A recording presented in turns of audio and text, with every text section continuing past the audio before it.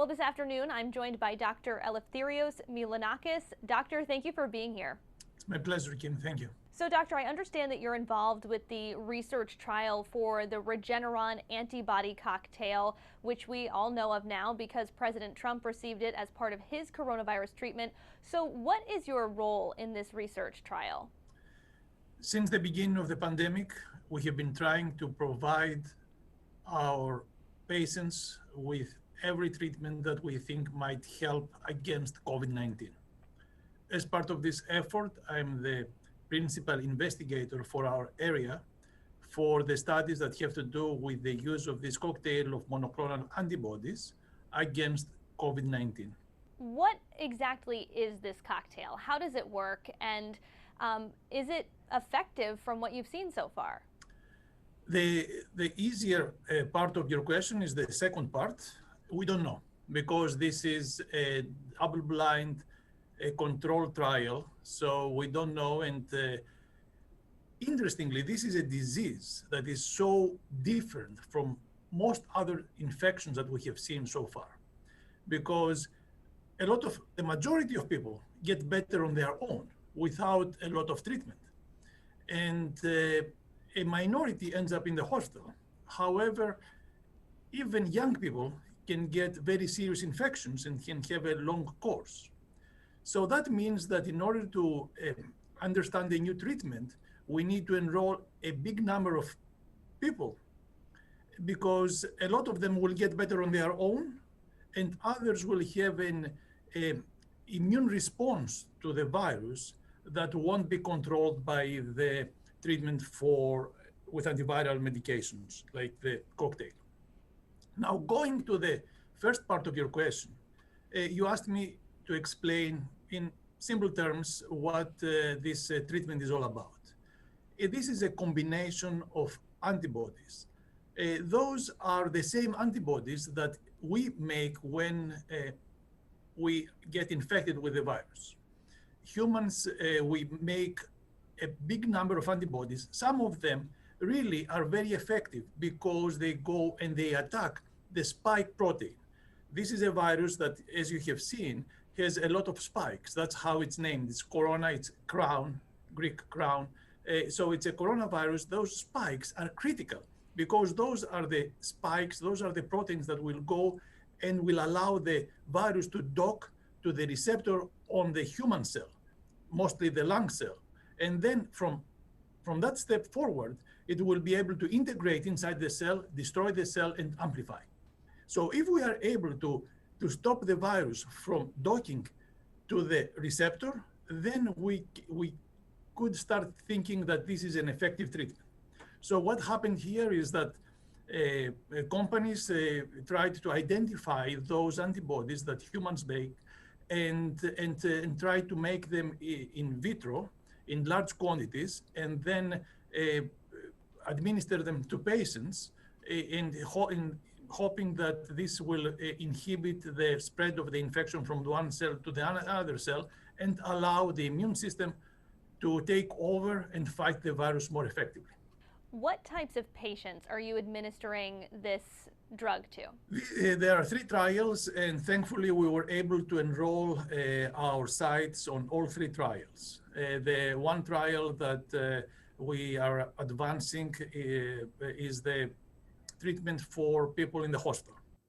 So in both the Miriam and the Rhode Island hospital, we provide this treatment, and this is of course an investigational drug. So in order to enroll individuals, we have to talk to the primary clinical teams. We have to talk to the consultants who are doing a fantastic job trying to support our patients, and then talk to the patients or to their families and get their informed consent. This is the one trial where we have enrolled a large number of individuals in our area. It has been going on for a month now.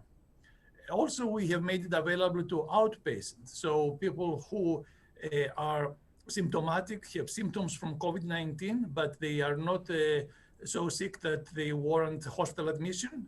They come to the emergency room at Hasbro Hospital, and we have arranged so an infusion there is done. then they are followed clinically. And then also we have it available for household contacts, meaning that if someone gets sick from COVID-19, people who live in the same household can now get a preventive injection to help them hopefully not get a significant and severe infection. I know you said you don't know just yet if it is exactly effective, but what have you been seeing from the patients who have been getting this? Does it seem like it does improve their course of illness or prevent it? I'm blinded on the one third of the people get placebo, one third get a low dose, and one third get a high dose, 8 grams. That was the dose that was used and is widely in cases that are widely in the public eye. But I don't know what I'm giving to individuals, but I'm hoping that this can help. I have been practicing infectious diseases since before the treatment for HIV became available. And I remember the last people who died, horrible deaths from HIV before antiretroviral treatment became available. And the last patient haunts me still to this day. I still remember him, a young person who died a horrible death, and just a few months later, the antiretrovirals became available. And it's that memory that I'm trying to avoid.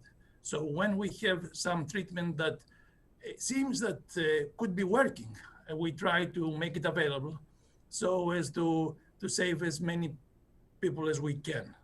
However, I understand that you want to have a guess from me, but I'm not able to give you any guess if it's going to work.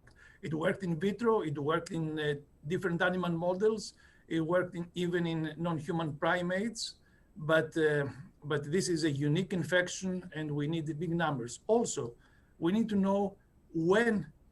The problem with all the treatments is the big numbers of people who get infected with COVID, with SARS-2. And so we need not only to know if a treatment works, but we need to know when it provides the most benefit. So this is another part, because no matter what treatments we're going to come up with, we're going to have, at least in the beginning, very limited supply. So we need to be able to answer many questions before we go into clinical practice. About how many Rhode Islanders have participated in this trial so far? So far, we have given it to about 50 individuals, 50. And we are providing this option. We're following people closely, and the support of people. I still remember the first person who was enrolled, who said that even if this doesn't work for me, I want to fight it, and I want to help others. And I still remember that phrase, and that phrase stays with me. People come together and they see this pandemic as an opportunity to help each other, and it's a horrible circumstance, but also you see the best of humanity at the same time. So true. How long will this go on for? I know you said it's been going on for about a month. How much longer will this continue? Yeah, we expect that the outpatient study, the one that I told you before, the one where people have symptoms, but they're not so sick that they need to get admitted to the hospital, we expect that this is going to be the first one that will close in just a few weeks.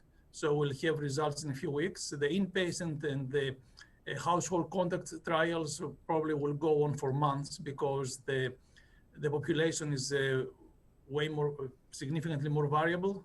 So we'll have a lot more questions to answer. Doctor, as an infectious disease expert, someone who's worked in this field for decades, what do you think about where we're trending, and what do you think we can expect over the next couple of weeks and months with this virus? Well, there are some things that are easy to present to you, and some others that are a little more difficult.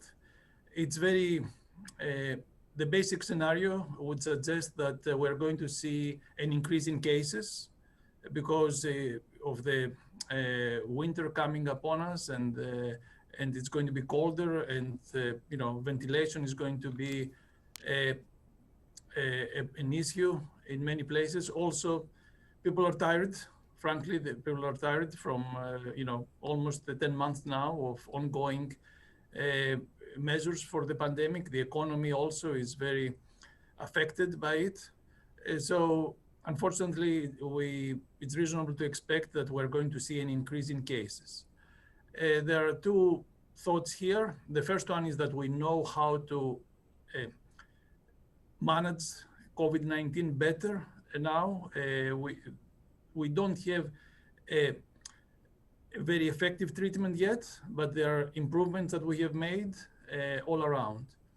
The challenge, on the other hand, is that the health system also is stretched, and winter months always are busy months for the hospitals anyway.